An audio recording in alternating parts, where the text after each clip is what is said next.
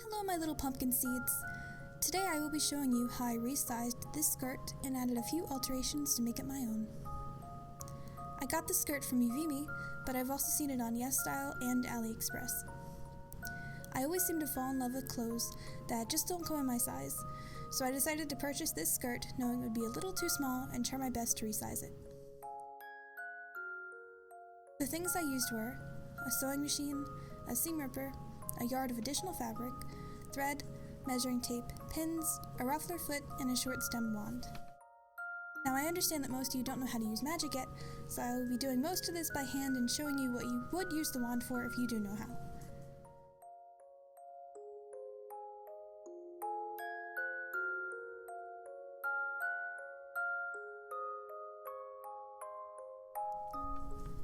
As you can see, when I wear the skirt from the front it looks fairly normal, but if I turn to the side you can really see that it doesn't fit me. It looks worse than it is because of the elastic band sewn into the back. So the first thing I did was I used my seam ripper and undid where it had been sewn.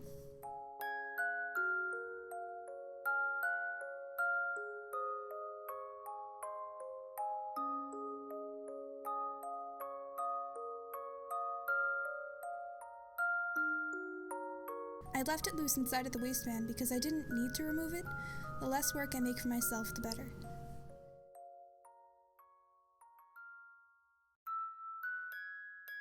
Then I took my measuring tape and measured how much fabric I would need to add, which was about 13 centimeters.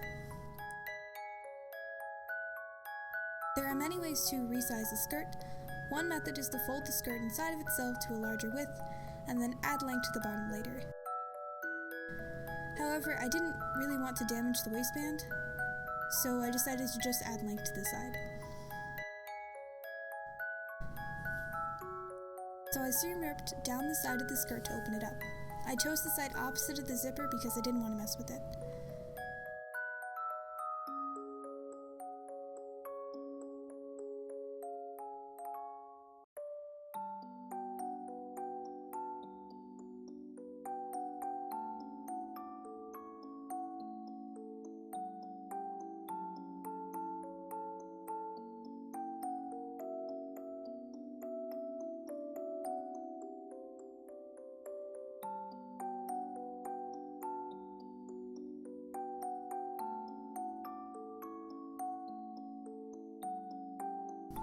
Afterwards, I cut where the ruffles were,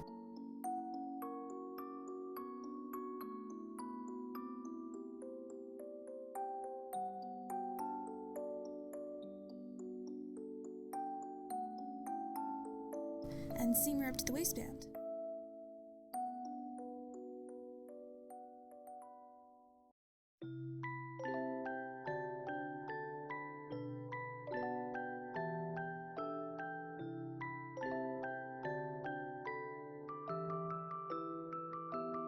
All that was left was to cut the lining on the inside. Due to the kind of fabric the lining was, I decided to tape it as I cut it to prevent fraying.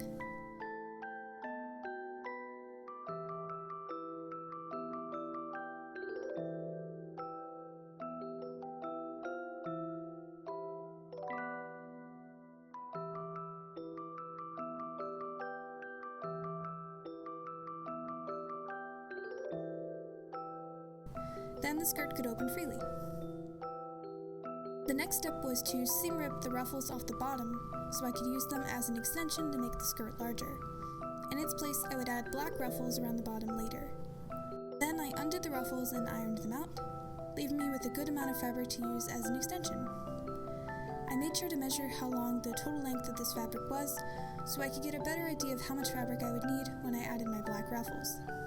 In total, it was 146 inches of fabric, and the total length of the skirt was 90 inches.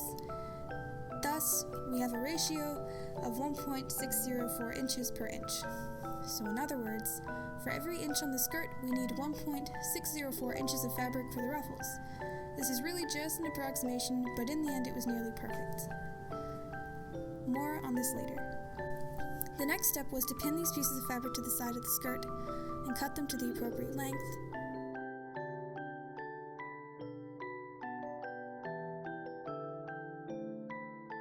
I made sure to leave enough room for seam allowance on all sides, so when I sewed the ruffles onto the bottom and attached the waistband to the top, it would have enough room. Then I sewed a total of 3 panels onto the side of the skirt, placing right sides together. I only really needed to add 2 panels to add 13 centimeters, but I needed an additional one to give me some room to ruffle the top of the skirt so it matched the rest. Speaking of which, the next step was to ruffle the top. I decided to ruffle it by hand because I needed it to be a very specific length when I was done. After I'd gotten it to the appropriate ruffled length, I ran it through the sewing machine with a straight stitch to lock everything in place. Then I tried it on and it was a perfect fit. The next step was to make the bottom ruffles. Before I cut any fabric, I measured the new length of the bottom of my skirt, which was now about 100 inches. So using the ratio we had talked about before, I multiplied 100 by 1.604 to get 160 inches. Then, because I knew I'd be cutting my fabric yard-wise, like 36 inches by the yard, because yard, it's cut into a yard and it's, okay. Then because I knew I'd be cutting my fabric in yards, I divided the number by 36 to get 4.45. So in other words, I needed to cut 4.45 pieces, so I just decided to cut 5 and make it easy on myself in case my math was wrong. So I took my yard of black fabric, laid it out with the original ruffle fabric on top, and measured it. The ruffles were about 3 inches, so I cut my fabric using the original ruffle fabric as a guide, leaving an inch of seam allowance on all sides. I cut these pieces very loosely as I knew I'd have to clean them up later anyway. This is where a wand would really come in handy. The next thing I did was I took a strip of fabric and folded it over on one side to make a clean edge and sewed it. I repeated this for all 5 strips. Then I took my measuring tape and measured from the clean edge down to 3 inches and pinned the excess fabric up to meet the 3-inch mark. Then I sewed this again with a straight stitch.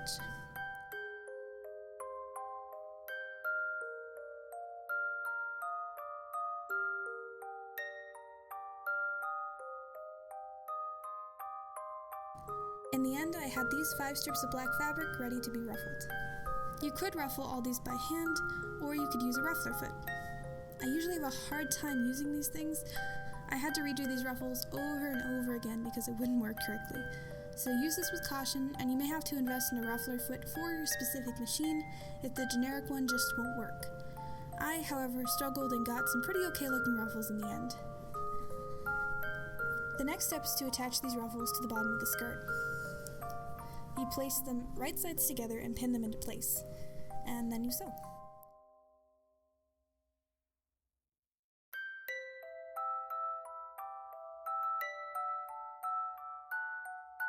Be careful, as sometimes the sewing machine may have a hard time with bulky amounts of fabric.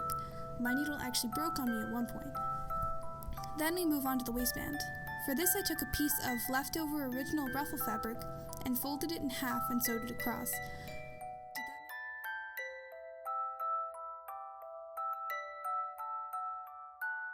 Then I attached it to the new extension part of the skirt with the right sides together. I also tucked in the end into the original waistband still on the skirt and pinned it. Then I carefully sewed both together and voila, the waistband is properly attached.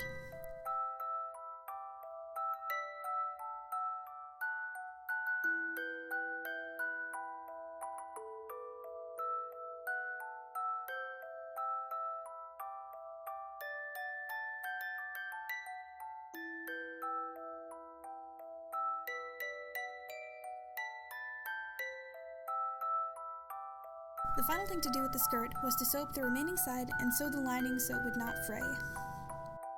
I didn't bother adding additional lining to the extension on the skirt because it didn't really need it.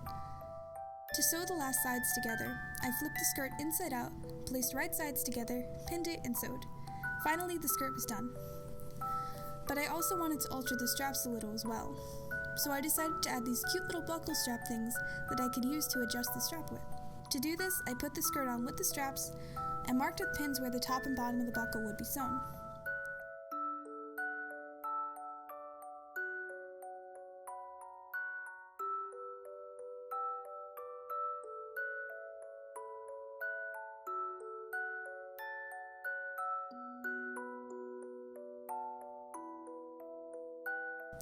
Then I cut it and folded the sides in to make a triangle shape.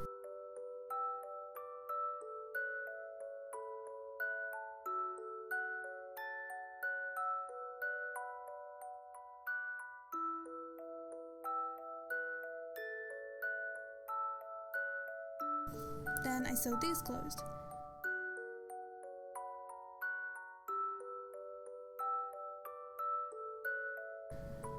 And then finally, by hand, I sewed the buckles onto the straps and tried it on to make sure it fit okay. And then it was done.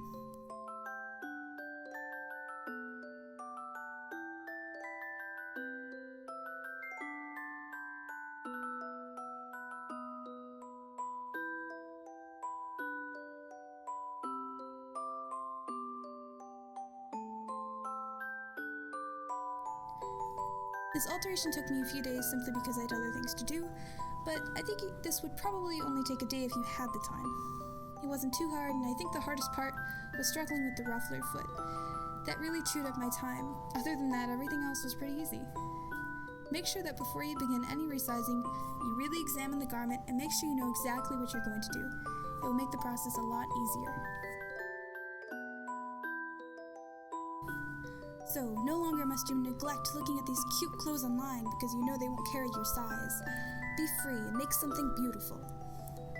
Next time I hope to do a video on resizing tops, and then maybe move on to things a little more ambitious like dresses and jackets. I hope that you have enjoyed this little adventure. If you have any suggestions for sewing, please leave them down in the comments as I love to learn. If you decide to resize something, please share it with me on Instagram because I love to see your projects. And above all, keep your eyes open, for the whole world is full of magic. You just have to know where to look.